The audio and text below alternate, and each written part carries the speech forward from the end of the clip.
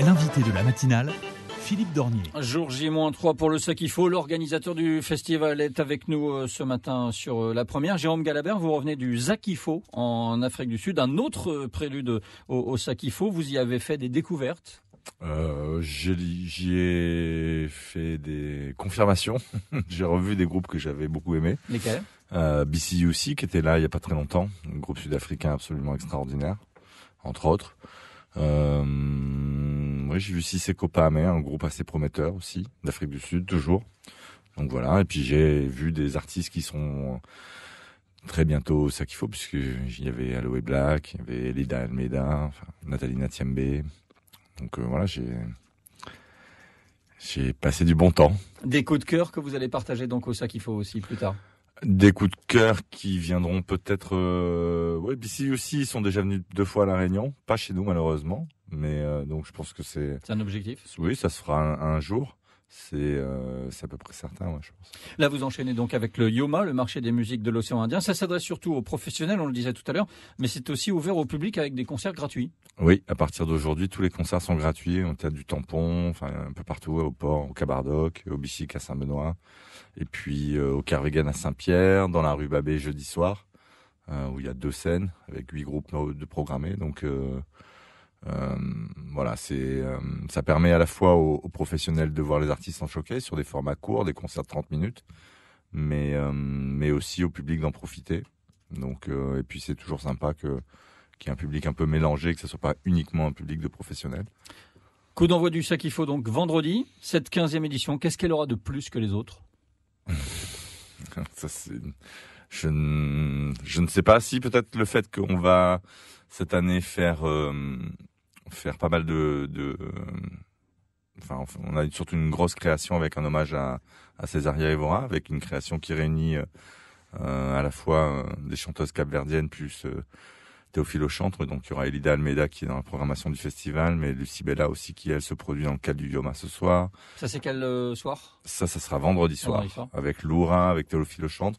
Puis il y aura avec Gaël Faye, Carlo De Sacco de Graine Sémé. Enfin, voilà, donc ça c'est chouette. C'est une création qui va être en répétition au Zinzin chez Maya Kamati, Gilbert Pugna, Nivronda, chez la famille Pugna, là-bas à Grand-Bois. Et puis ça c'est un peu original pour nous. On a été soutenu par la SACEM pour faire cette opération, enfin ce projet-là. Et ça c'est un peu original. Après, dans la lignée, il y en aura une autre avec Flavia Coelho, avec Winston McAnuff, avec le Fire Sound System, producteur Tom Fire, qui revient et qui fait quelque chose avec nous là-dessus, et qui va tourner d'ailleurs cette création.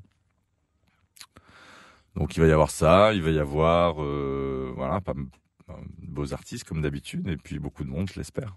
Ce sera le premier Sakifo sans Pierre Macquart, décédé en janvier dernier, un pilier de la culture pays, et même bien plus que ça pour vous, votre témoin de mariage. De quelle façon vous allez lui rendre hommage?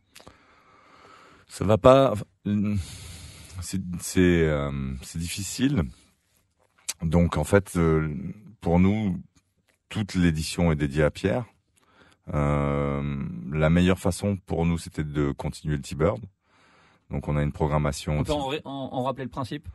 Le T-Bird, en fait, c'était le premier café-concert au Bar à Choix à Saint-Denis, où moi, j'ai appris le métier, puisque j'ai démarré là quand j'avais 20 ans. À ses côtés. Oui, Pierre m'avait embarqué dans cette aventure, au départ pour lui filer un coup de main, et puis c'est comme ça que j'ai découvert la programmation d'artistes, et puis c'est devenu mon métier, en fait. Et donc il y a quelques années, Pierre a eu un parcours professionnel, pour ceux qui le connaissaient, qui était assez particulier, avec des hauts, des bas. C'est un homme de fort caractère, avec une forte voix aussi. Et, un peu comme vous? J'ai dû hériter, je dois avoir de ça aussi, ou alors j'ai été formaté, macarisé, on pourrait dire. Et donc donc pour nous la meilleure façon c'était de continuer le parcours de ce T-Bird. On l'avait relancé avec Pierre à un moment de sa vie professionnelle où c'était pas simple, puis après il avait su rebondir encore une fois, ou une fois de plus. Et voilà, donc on va continuer le T-Bird. Il y aura Pigment qui va réunir Monawar et Nathalie Natiembe. C'est un projet de fusion, et Pierre adorait ces 2 artistes.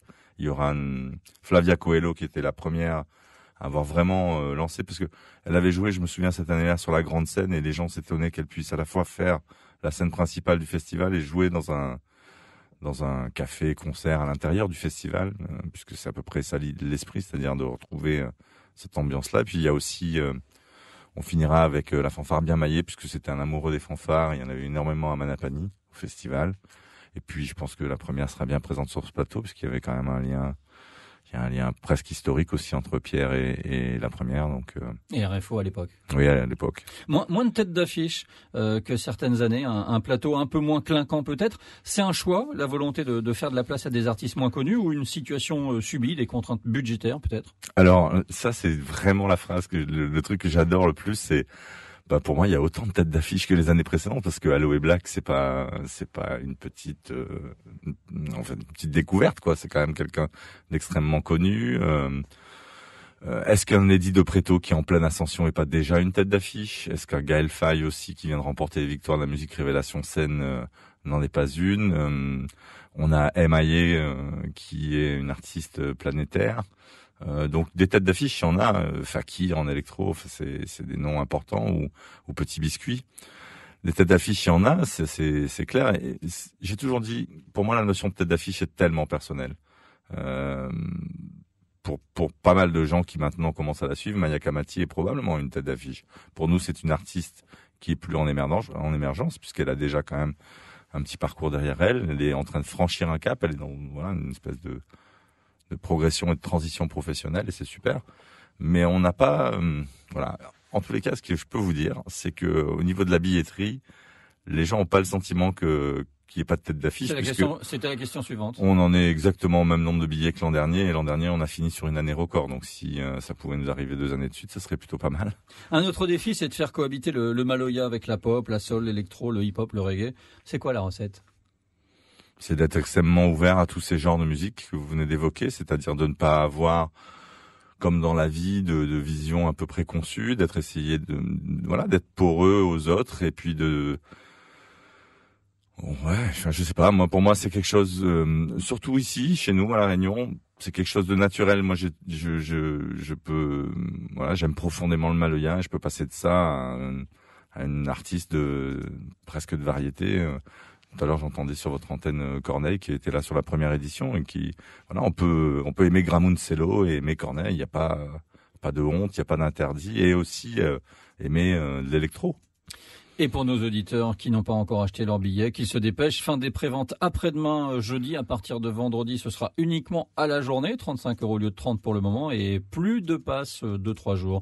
Merci d'avoir accepté notre invitation, Jérôme Galabert, et excellent, ça qu'il faut. Merci à vous.